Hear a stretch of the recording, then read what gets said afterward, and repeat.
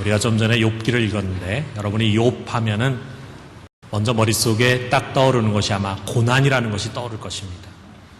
고난은 욥기에 아주 중요한 소재입니다. 그런데 욥이 참 고난을 많이 당했는데요. 욥이 잘못하거나 죄를 짓거나 또 불의를 행하여서 그와 같은 고난을 당한 것이 아닙니다.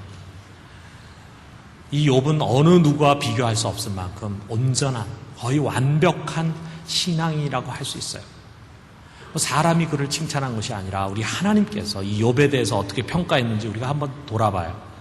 1장 8절에 보면은 여호와께서 사단에게 이르시되 내가 내 종 욥을 주의하여 보았느냐 그와 같이 온전하고 정직하여 하나님을 경외하며 악에서 떠난 자는 세상에 없느니라. 우리 중에 하나님으로부터 이런 평가를 받을 수 있는 사람이 누가 있을까요? 아마 저를 잘 모르는 사람은 목사님이니까 경건하시고 하나님 말씀 순종하시고 그리고 바르시고 의로우실 것이다 이렇게 평가할지 모르겠어요. 그러나 내 가장 깊은 중심을 아시는 하나님은 그렇게 말씀하지 않을 것입니다. 우리 사람 깊은 곳을 들여다보시는 하나님이 이는 참 온전하고 정직하고 그리고 하나님을 경외하고 악에서 떠난 자다 이렇게 말할 수 있는 사람이 누가 있을까요? 참 욥은 대단한 사람이죠. 이 주님의 말씀은 너희도 욥과 같이 되라, 욥을 본받아라 라고 하는 메시지가 담겨져 있는 것입니다. 비록 아주 오래전입니다. 그야말로 창세기의 이삭과 야곱의 시대, 그 족장 시대에 살았던 욥입니다. 그렇지만 우리가 살고 있는 21세기에도 이 욥은 여전히 중요한 신앙의 모범입니다. 오늘 우리가 그동안에 쭉 말씀을 통해서 전했던 우리가 꿈꾸는 그리스도인 시리즈 5번째 마지막입니다. 오늘 마지막으로 하면서 이 욥을 돌아보면서 이 욥 속에서 4가지의 삶의 자세를 우리가 함께 좀 배우도록 합시다. 첫 번째로 뭐냐면 하나님을 경외하는 삶입니다. 욥에 대한 하나님의 칭찬의 가장 핵심은 뭐냐? 하나님을 경외하는 사람이다 라고 하는 것이에요. 이것은 하나님이 우리 인간을 볼 때 무엇을 가장 우리 속에서 원하시는가, 우리 신앙인들이 어떤 모습을 갖기를 가장 원하시는가를 보여주는 것입니다. 하나님을 경외함, 이게 신앙인의 가장 기본적인 태도이면서 동시에 우리 인간의 본분입니다. 전도서 12장 13절, 우리 전도서는 인간에 대해서, 인간의 삶에 대해서, 인생에 대해서 논한 말씀인데 여러 가지 이야기를 하다가 가장 마지막 결론은 이것입니다. 우리 같이 한번 읽어봅시다. 일의 결국을 다 들었으니 하나님을 경외하고 그의 명령을 지킬지어다. 이것이 모든 사람의 본분이니라. 하나님을 경외해라. 이게 우리 사람의 본분이다. 경외한다라고 하는 것은 하나님을 무서워하고 두려워한다는 그런 뜻이 아니라 그를 존경하고 사랑하고 가장 우선하는 것입니다. 그래서 여기 특별히 4절에서 6절을 보면은 그 속에서 우리가 이 욥이 하나님을 경외하는 모습이 어떤 것인가 하는 것을 볼 수 있어요. 거기에 이렇게 말하고 있습니다. 그가 내 길을 살피지 아니하시느냐, 내 걸음을 다 세지 아니하시느냐. 만일 내가 허위와 함께 동행하고 내 발이 속임수에 빨랐다면 하나님께서 나를 공평한 저울에 달아보시고 그가 나의 온전함을 아시기를 바라노라. 이런 구절들이 욥기에 많이 있습니다. 다시 말하면 이 욥은 매사에 하나님의 마음을 읽고 그의 뜻대로 행하려고 노력하는 거예요. 그리고 자기의 행위에 대한 하나님의 평가의 귀를 기울여요. 그의 공평한 저울에 달아서 참 이가 참 온전하다, 합격이다 라고 하는 이야기를 듣고 싶은 거예요. 하나님이 인정하는 삶을 그는 원했습니다. 사람 앞에 살아가고 사람들로부터 오는 칭찬 이런 것에 그는 관심 두지 않았어요. 하나님이 내 삶을 인정하시고 그리고 옳다고 하시고 칭찬하시고 이걸 원해. 그래서 사람 앞에 살아가는 것이 아니라 하나님 앞에 살아가고 그분으로부터 오는 영광을 갈망한 것입니다. 하나님의 뜻, 하나님의 영광, 이것이 그의 삶의 목적이었어요. 이게 바로 하나님을 경외하는 삶입니다. 여러분, 우리가 신앙이라는 것은 지식이 아니고 윤리가 아니에요. 예수 그리스도가 하나님의 아들이고 그가 나를 십자가 못 박혔다. 이것을 아는 게 신앙인이 아니라 그 하나님을 경외하는 마음과 삶을 갖는 것이 신앙입니다. 만약 하나님에 대한 경외하는 마음이 없다면요, 그가 아무리 많은 지식 갖고 있어도 그는 신앙인이 아닙니다. 그가 아무리 착하고 선한 행위를 살아간다 해도 그것이 하나님을 경외하는 마음과 연관되어 있지 않다면 그건 신앙이 아닙니다. 우리가 신앙이 있다면 우리 속에 변화되어야 할 가장 중요한 것은 하나님을 경외하는 거예요. 우린 그를 경외해야 합니다. 그는 우리의 경외하심을 받게 합당하십니다. 왜 그렇습니까? 그는 만물의 시작이고 만물의 끝입니다. 다시 말해서 그는 모든 만물의 근원이 되시고 모든 만물의 목적이 되시는 분이에요. 우리가 이걸 비로소 신앙을 가질 때 깨닫게 됩니다. 그는 만왕의 왕이고 만주의 주가 되십니다. 모든 것 위에 모든 것이 되시는 분입니다. 그렇기 때문에 그는 찬양과 영광을 받게 합당하신 분이십니다. 여러분 이거 믿으십니까? 그래서 우리가 그를 예배하고 그를 찬양하고 영광을 돌려드리는 거예요. 그런데 이것뿐만이 아닙니다. 이 초월적이신 하나님이 나 같은 미천한 존재를 사랑해 주셨어요. 내가 그를 알기도 전에 그가 나를 아시고, 그리고 그가 나를 택하시고, 그리고 그가 나를 부르셨습니다. 그리고 나를 의롭다 하시고, 그리고 나를 영화롭게 해 주셨습니다. 나의 수고와 노력이 없는 가운데 그가 나를 이와 같은 은혜로 감싸 주셨어요. 이것을 위해서 그가 몸소 이 땅에 육신의 몸으로 오셨습니다. 그리고 나의 죄를 없애기 위해서 내 속에 있는 모든 병균들과 나를 저주하게 하는 모든 더러운 것들, 부정한 것들을 다 씻어주기 위해서 그의 몸을 희생 제물로 바치셨습니다. 우리가 이 사랑을 어떻게 잊을 수가 있겠어요? 이 사랑을 받은 우리가 어떻게 그분을 사랑하지 않고 그분을 존경하지 않고 그분을 경외하지 않고 그분을 우선하지 않을 수 있겠어요? 그러므로 구원받은 우리들에게 있어서 우리 하나님은 우리의 모든 삶의 동기고 목적입니다. 그분 때문에 우리가 이 일을 하는 것이고 그분을 위해서 이렇게 살아가는 것입니다. 그리 돼야 합니다. 여러분, 우리가 교회에서 하는 모든 봉사, 가정과 직장, 우리의 노동과 휴가, 아니 이거보다 더 평범한 것들, 우리가 매일 수없이 반복하는 먹고 마시는 이 모든 일조차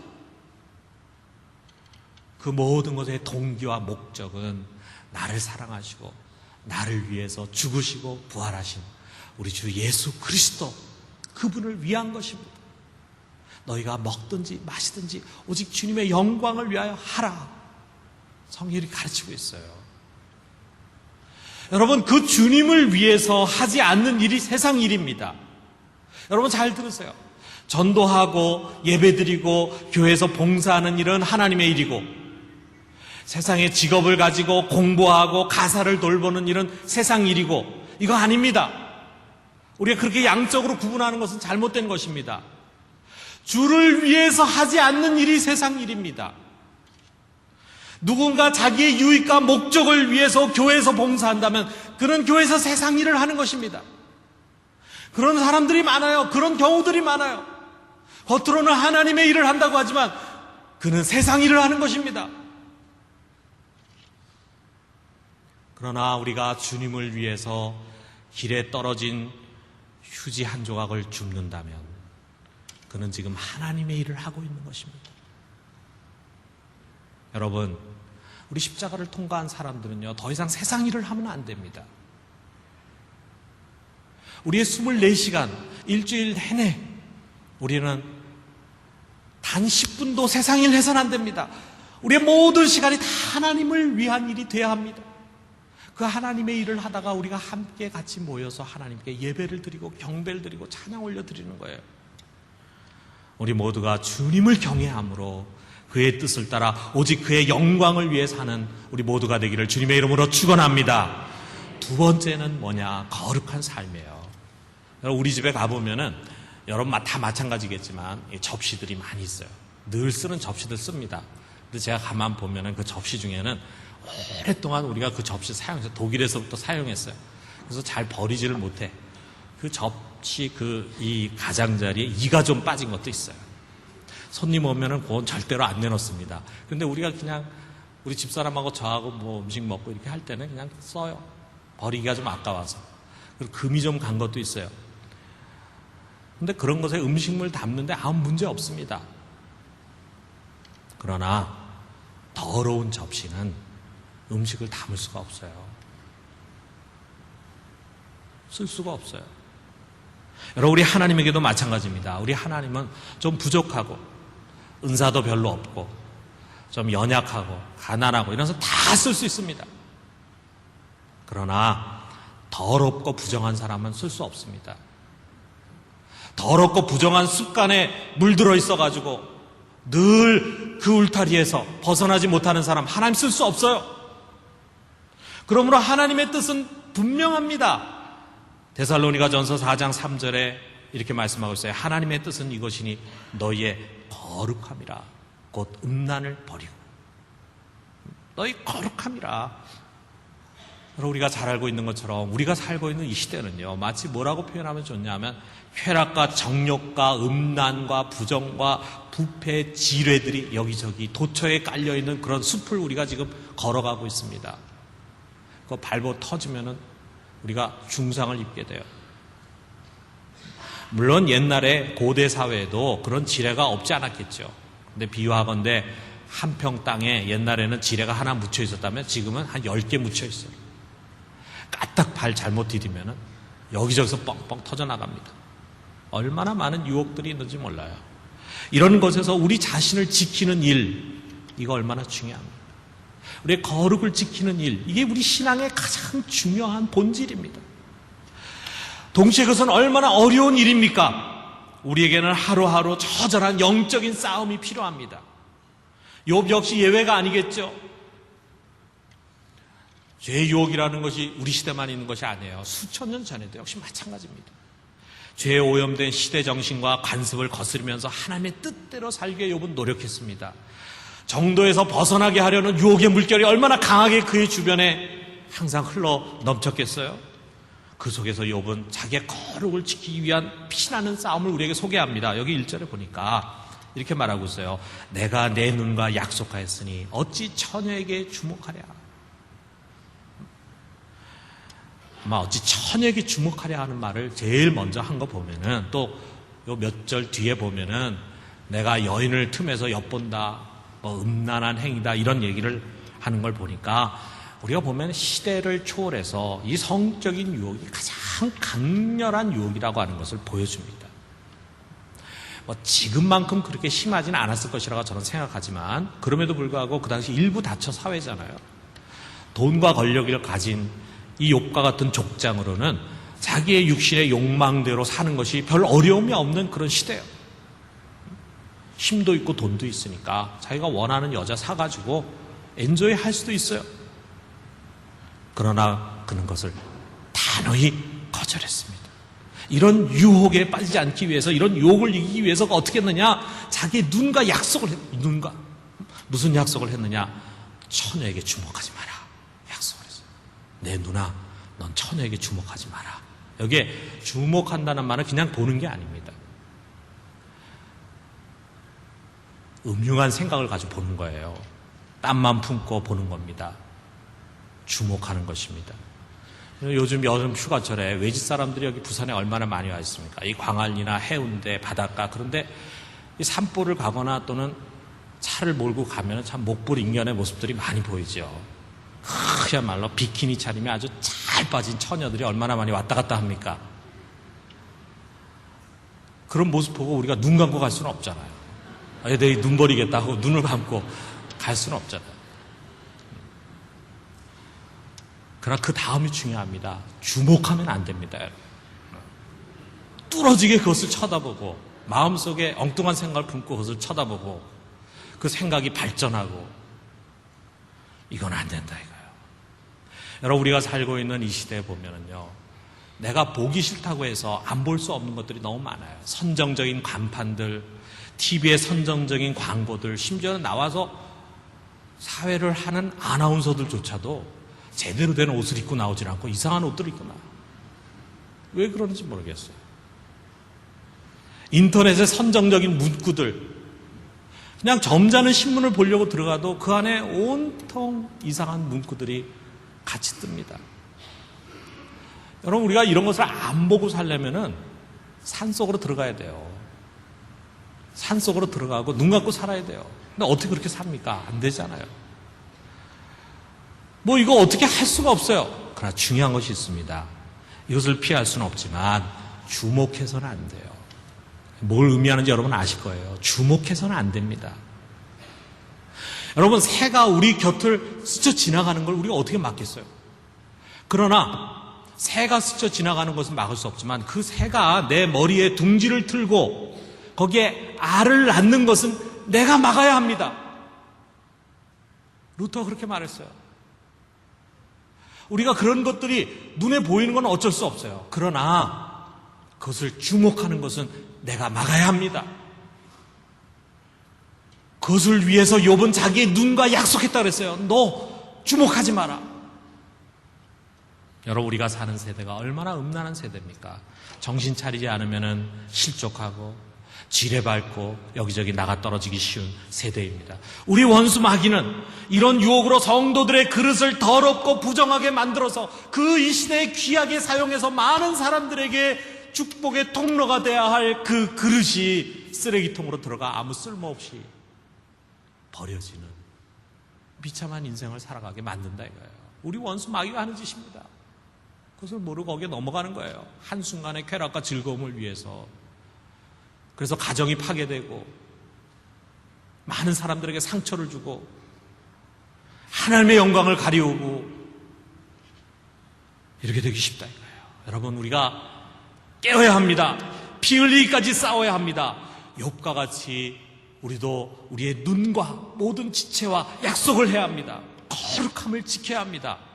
사랑하는 성도 여러분, 하나님을 두려워하는 가운데서, 하나님을 경외하는 가운데서 거룩함을 온전히 이루어서 육과 영의 온갖 더러운 것에서 우리 자신을 깨끗하게 하기를 주님의 이름으로 축원합니다.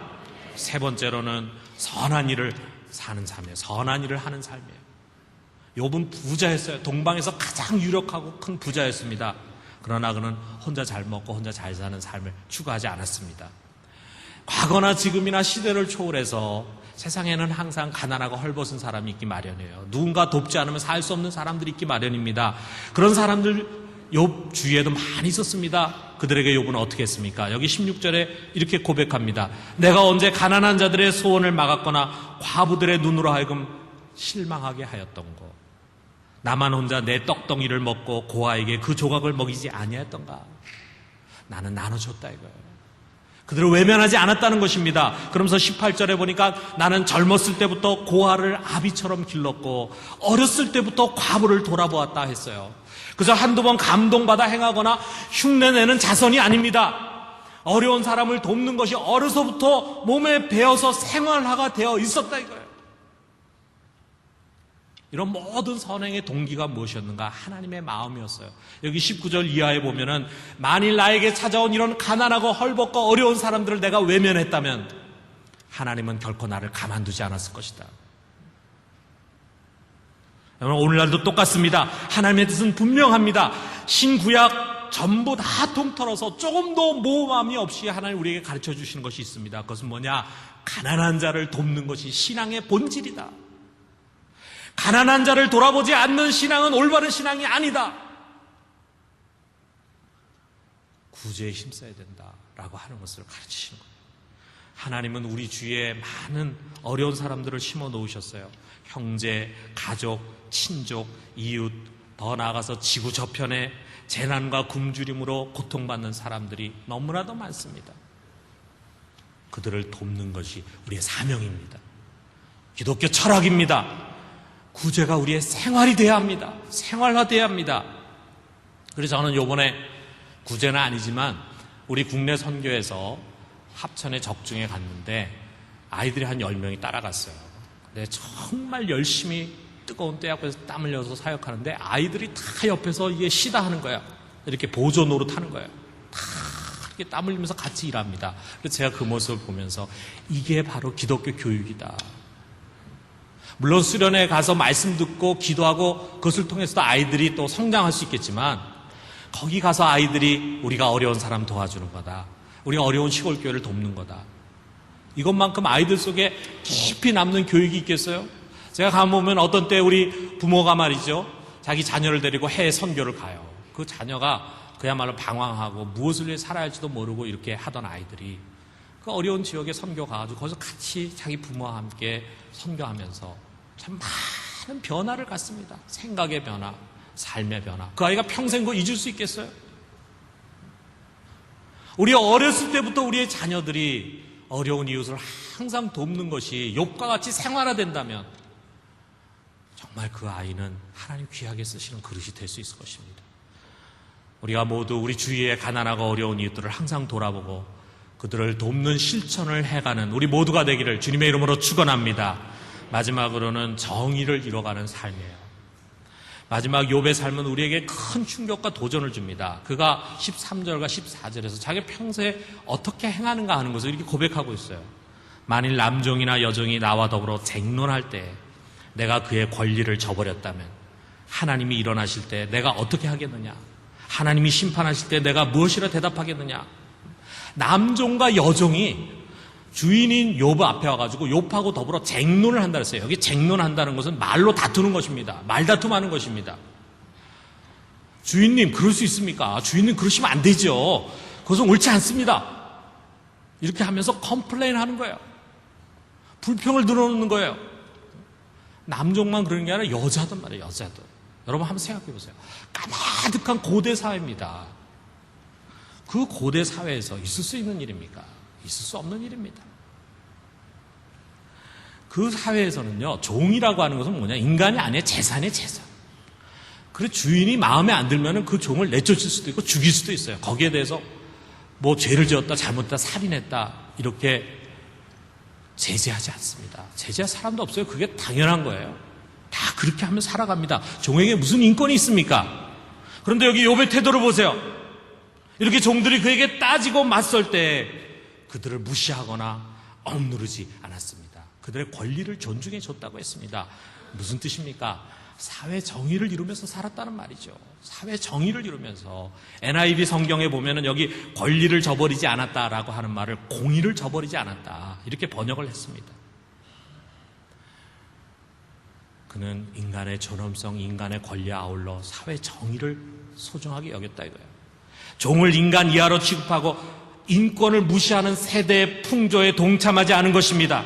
자기의 권력으로 아랫사람을 누르고 구금하고 고문하고 심지어 죽이는 세상의 불의를 정죄한 것입니다. 욥의 이러한 모습들이 그 주위에 있는 사람들에게 얼마나 이상하게 보이겠어요. 정말 그 시대 사람들로서는 이해할 수 없는 일들이죠. 도대체 이 욥이 어떻게 이런 생각과 삶을 가질 수 있었을까? 타임머신이라는 게 있어가지고 그걸 타고 21세기로 쫙 날아와가지고 민주주의가 무엇인가를 얼른 배운 다음에 갔을까요? 유엔에 있는 인권 헌장을 한번 읽어보고 그러고 가서 거기서 배워가지고 그렇게 했던 건가요? 아닙니다. 그는 어디서 이것을 배웠습니까? 하나님에게서 배웠습니다. 여기 15절에 있는 말씀 우리 한번 봐요. 우리 같이 한번 읽어봅시다. 시작. 나를 태 속에 만드신 이가 그도 만들지 아니하셨느냐? 우리를 뱃속에 지으신 이가 한 분이 아니냐? 나 주인을 만든 이도 하나님이시오. 저 종을 만든 자도 하나님이시라. 다 동일한 하나님이 그와 나를 만들었다. 그러므로 그 하나님 앞에서 저 종과 나의 인격은 동등한 것이다. 하나님 앞에서 만인은 평등하다. 여러분, 만인 평등 사상이 언제 나왔습니까? 18세기, 19세기에 나오지 않았어요? 그런데 그보다 훨씬 수천 년 전에 욥의 입을 통해서 하나님 선포하십니다. 우리를 만드신 이는 한 분이시라. 그 하나님 앞에 우리 모두는 다 동일한 사람들이에요. 평등한 사람들이에요.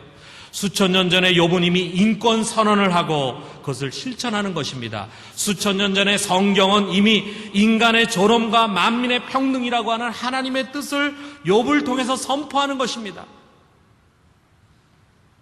이거 말고도 이와 관련된 이야기들은 너무나도 많습니다. 우리가 정말 귀를 열고 마음을 열고 성경을 읽으면 그 속에서 이런 하나님의 메시지를 우리는 수없이 들을 수 있습니다. 그러므로 여러분, 하나님의 뜻을 깨닫기 위해서 성경을 읽고 연구하고 공부하는 그리스도인들은 당연히 누구보다도 인권과 정의의 가치를 앞세우는 사람들이어야 합니다. 하나님의 뜻은 분명해요. 그는 인종, 민족, 신분, 사상, 외모, 가진 자, 가지지 않은 자, 그 무엇으로 사람을 차별하는 것을 결코 기뻐하지 않으십니다. 그리고 아모스 선지자를 통해서 분명히 선포하셨죠. 아모스 5장 24절에 보니까 우리 사회가 어떤 사회가 돼야 되느냐? 오직 정의를 물같이 공의를 마르지 않는 강같이 흐르게 할지어다. 정의, 공의가 그 사회 속에 만연해 있는 그런 사회가 되게 해야 된다. 그럼에도 불구하고 우리 사회는 이와 같은 하나님의 뜻에 너무 멀리 떨어져 있습니다. 외국인 차별, 성차별이 만연하고 있죠. 학교나 직장이나 사회 구석구석에서 아랫사람, 힘없는 사람들에 대한 폭력과 린치와 왕따와 인권 유린이 특별한 일이 아니에요. 뭐 거기서 그런 일이 일어났다고 해도 사람은 생각합니다. 다 그러는데 뭐. 여러분, 이런 사회 속에서 정말 고쳐져야 할, 변화돼야 할, 개혁돼야 할 이런 사회 속에서 인권과 정의에 대한 하나님의 뜻을 분명히 하고 가슴에 담고 살아가는 그리스도인들의 역할은 너무나 중요합니다. 때로 우리 보면은 정치인들의 의식 수준 속에도 보면은 욥에도 미치지 못하는 사람들도 있어요. 과거의 정권이 아무리 경제 성장을 이루고 우리를 잘 살게 해줬다 해도 그것이 인권을 유린하고 불의한 재판, 고문과 억압과 독재와 폭정을 한 것은 아주 잘못한 것입니다. 올바른 인권과 상해 사회 정의의 의식을 가진 사람만이 그 잘못된 것을 볼 수 있어요. 그래서 그 잘못된 것을 잘못된 것으로 인정할 수 있습니다. 그래야 합니다. 독일의 바이체커 전 대통령이 과거 청산을 하지 못하는 일본에 대해서 쓴소리를 한 게 있어요. 쓴소리 한 것처럼 과거에 대해서 올바른 돌이킴을 할 줄 아는 사람만이 미래 정의를 이룰 수 있습니다. 왜냐하면 그 속에 그런 인권과 정의에 대한 안목이 있기 때문이에요. 그러므로 여러분, 우리 하나님의 깊은 마음은 바로 여기에 있습니다. 수천 년 전에 어찌 이렇게 욥을 통해서 한 인간의 존엄성을 우리에게 선포하시고 만민의 평등을 우리에게 가르쳐 주십니까? 우리 그리스도인들이야말로 하나님의 뜻을 가장 높은 곳으로 여기는 그리스도인들이야말로 정말 이 시대, 이 사회를 바르게 끌고 가야 할 시대의 양심이 돼야 합니다. 여러분, 저는 마지막으로 정리하고 싶어요. 여러분, 우리는 복음을 받은 자들이에요. 십자가를 통과한 자들이에요. 그렇기 때문에 우리는 그 복음을 귀하게 여깁니다. 그 복음에 합당한 삶을 살아야 합니다. 예수 그리스도 안에 있는 복음은 정말 어떤 것이냐? 저는 여러분의 4가지로 말씀을 드리고 싶어요. 오늘 여러분의 설교한 내용입니다. 그 복음은 우리의 영혼이 거듭나서 하나님을 경외하게 하는 것입니다. 2번째로는 우리를 죄에서 돌이켜서 거룩하게 만들어갑니다. 3번째로는 어려운 이웃을 돌아봐 선을 행하게 합니다. 그리고 마지막 4번째로는 우리가 몸담고 있는 이 사회를 정의롭게 세우려고 하는 전인격적인 변화를 가져다 줍니다. 우린 복음을 너무 작은 것으로 생각하면 안 돼요. 영원 구원이라고 하는 것으로만 생각하면 안 돼요. 우리의 머리부터 발까지 우리의 모든 삶이, 아니 온 우주가 하나님의 말씀과 하나님의 뜻으로 변화되어 가기를 원해서 하나님은 이 시대에 우리를 부르시고 우리를 새로운 피조물로 만드시고 그의 말씀을 듣게 하시고 깨닫게 하시고 그것을 선포하게 하시고 전하게 하시고 그리고 그리하여서 이 세상을 변화시키는 그런 하나님의 사역자로 세우셨습니다. 우리 부산중앙교회 성도들 전 인격적인 복음의 신앙을 꿈꾸면서 그 변화를 갈망해가는 우리 모두가 되기를 주님의 이름으로 축원합니다.